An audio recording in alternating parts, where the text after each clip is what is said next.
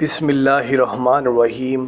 السلام علیکم وظائف میڈیا کے پیارے دوستو، میں امید کرتا ہوں کہ آپ سب خیریت سے ہوں گے اور اللہ رب العزت کی رحمتیں برکتیں سمیٹنے میں مشغول ہوں گے۔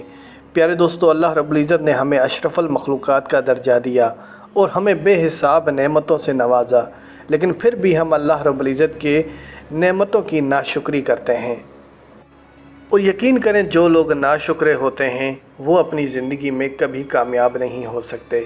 پیارے دوستو، آج کی اس ویڈیو میں ہم آپ کو رمضان المبارک کے تیسرے جمعہ کے حوالے سے ایک ایسا معجزاتی وظیفہ آپ لوگوں کی خدمت میں پیش کرنے جا رہا ہوں کہ جسے کرنے سے اللہ رب العزت آپ کی مدد کو پہنچیں گے، اور یقین رکھیں یہ وہ وظیفہ ہے جس سے دلوں کی مرادیں پوری ہو جاتی ہیں۔ آپ میں سے بہت سے ایسے مسلمان بہن بھائی ہوں گے جو کہ بڑے مجبور ہوں گے، ان کی بڑی پریشانیاں ہوں گی، بڑی دکھ تکلیفیں ہوں گی، بڑے رنج و غم ہوں گے۔ تو میں سب سے پہلے آپ کے لیے دعا کرتا ہوں کہ اللہ رب العزت آپ کی ان مشکلاتوں کو دور فرما دے، ان پریشانیوں کو دور فرما دے۔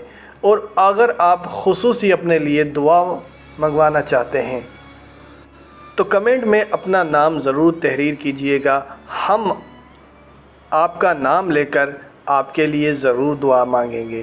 پیارے دوستو، اس سے پہلے کہ ویڈیو کا باقاعدگی سے آغاز کریں اور آپ کو آج کے اس وظیفے کی طرف لے جائیں، آپ سب نے مہمانوں سے درخواست کرتا ہوں کہ ہمارے اس چینل کو سبسکرائب کر لیں اور بیل کے آئیکن کو بھی دبا دیں تاکہ آنے والی ویڈیوز آپ تک بآسانی پہنچ سکیں۔ پیارے دوستو، رمضان المبارک کی برکت سے کون واقف نہیں ہے کہ یہ بہت بڑی برکت والا مہینہ ہے۔ اس ماہ مبارک میں روزوں جیسی عظیم عبادت ہوتی ہے۔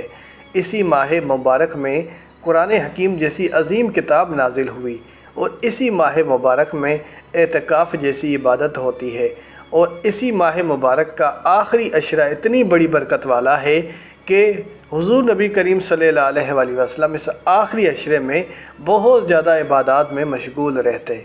پیارے دوستو، یہاں سے معلوم ہو رہا ہے کہ رمضان المبارک کوئی عام ماہ مبارک نہیں ہے۔ لوگ اس کے لیے انتظار کرتے ہیں۔ جس کے دل میں اللہ کی سچی محبت ہوگی وہ رمضان المبارک کا انتظار کرتا ہے، اور یہ ہمارے لیے ایک بہت بڑا موقع ہوتا ہے کہ اپنے گناہوں کی بخشش مانگیں، اور رمضان میں اللہ تعالیٰ مسلمانوں کا رزق بڑھا دیتے ہیں۔ رمضان المبارک میں فرض نماز کا ثواب 70 فرضوں کے برابر، سنت کا ثواب فرض کے برابر، اور قرآن حکیم کے ایک حرف پڑھنے کا ثواب 10 گنا بڑھا دیا جاتا ہے۔ پیارے دوستو، جب اتنی بڑی فضیلتیں ہوں تو اس ماہ مبارک کو ہم نے بالکل بھی ضائع نہیں کرنا۔ اپنی عبادات کے ساتھ، اللہ رب العزت کے ذکر کے ساتھ، قرآن پاک کی تلاوت کے ساتھ اس ماہ مبارک کو قیمتی سے قیمتی بنانے کی کوشش کرنا ہے۔ آج جو وظیفہ آپ لوگوں کی خدمت میں پیش کروں گا، یہ ایک آیت مبارکہ کا وظیفہ ہے، اور وہ آیت مبارکہ ہے لا الہ الا انت سبحانک انی کنت من الظالمین۔ آپ سبھی اس آیت مبارکہ سے بخوبی واقف ہوں گے، کیونکہ یہ بہت بڑی آیت مبارکہ ہے جس کے بڑے فضائل ہیں۔ یہ آیت مبارکہ حضرت یونس علیہ السلام کی دعا بھی کہلائی جاتی ہے۔ تو یہاں سے معلوم ہو رہا ہے کہ یہ آیت مبارکہ بہت بڑی فضیلت والی آیت مبارکہ ہے۔ جب حضرت یونس علیہ السلام مچھلی کے پیٹ میں تھے تو انہوں نے اللہ سے یہی درخواست کی کہ یا اللہ، مجھے اس مصیبت سے چھٹکارا دے دے اور مجھے مچھلی کے پیٹ سے نجات دلا۔ اور کیا دعا مانگی گئی؟ دعا یہی مانگی گئی لا الہ الا انت سبحانک انی کنت من الظالمین، جسے آیت کریمہ کہا جاتا ہے، اور اسی آیت مبارکہ کو حضرت یونس علیہ السلام کی دعا بھی کہا جاتا ہے۔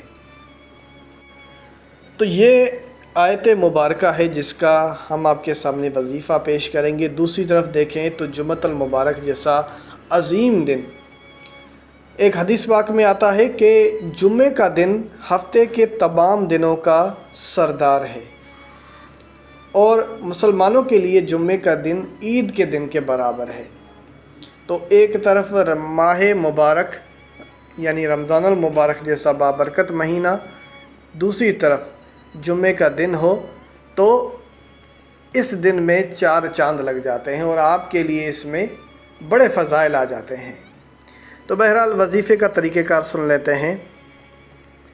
رمضان المبارک کے کسی بھی جمعہ کو، ویسے تو یہ آپ عام دنوں میں بھی کر سکتے ہیں، لیکن بالخصوص ہم آپ کو یہ وظیفہ اس جمعۃ المبارک کے حوالے سے بتا رہے ہیں۔ آپ چاہیں تو اس کو رمضان المبارک کے دوسرے جمعہ مبارک کو بھی کر سکتے ہیں، مطلب جو اگلا جمعہ مبارک آئے گا اس پہ بھی کر سکتے ہیں، لیکن آپ اگر ابھی بھی کرتے ہیں تو یہ آپ کے لیے اتنا ہی بڑا فائدہ مند ثابت ہوگا۔ تو اب کرنا کچھ یوں ہے کہ رمضان المبارک کے اس جمعہ کو آپ نے ایک ایسی جگہ تلاش کرنی ہے، آپ نے ایسی جگہ کا انتخاب کرنا ہے جہاں پر بالکل شور نہ ہو، تنہائی ہو۔ بعد نماز عصر آپ کمرے میں بیٹھ جائیں اور دروازہ بند کر لیں اور کمرے کی بتی بجھا دیں تاکہ آپ کا پورا دھیان وظیفے کی طرف رہے۔ اور آپ سب سے پہلے 3 بار درود پاک پڑھیں۔ 3 بار درود پاک پڑھ لینے کے بعد 102 مرتبہ لا الہ الا انت سبحانک انی کنت من الظالمین، لا الہ الا انت سبحانک انی کنت من الظالمین، ان کلمات کو پڑھیں 102 مرتبہ۔ اور اس کے بعد آپ نے کیا کرنا ہے، آخر میں پھر آپ نے 3 بار درود پاک پڑھ لینا ہے۔ بس یہ چھوٹا سا عمل ہے، میں سمجھتا ہوں ہر ایک مسلمان بہن بھائی اس وظیفے کو کر سکتا ہے، کیونکہ اس میں کوئی مشکل بات نہیں ہے، بڑے آسان سے کلمات ہیں۔ بس کچھ چیزیں ہیں جن کا آپ نے خیال رکھنا ہے کہ یہ وظیفہ آپ باوضو حالت میں کریں گے، اور صرف روزے دار شخص ہی یہ وظیفہ کر سکتا ہے۔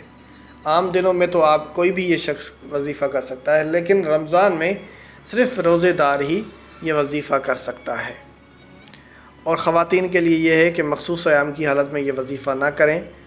اس کی ظاہر سی بات یہ ہے کیونکہ اگر آپ مخصوص ایام کی حالت میں ہوں گی تو آپ ایک تو نمازوں کی پابندی بھی نہیں کر پائیں گی، اور دوسرا آپ روزہ بھی نہیں رکھ سکتی، تو ایسے میں پھر آپ کے لیے وظیفہ کرنا بھی ٹھیک نہیں ہوگا۔ تو میرے پیارے دوستو، اسی کے ساتھ اجازت چاہوں گا، اپنا بہت سارا خیال رکھیں۔ اللہ حافظ۔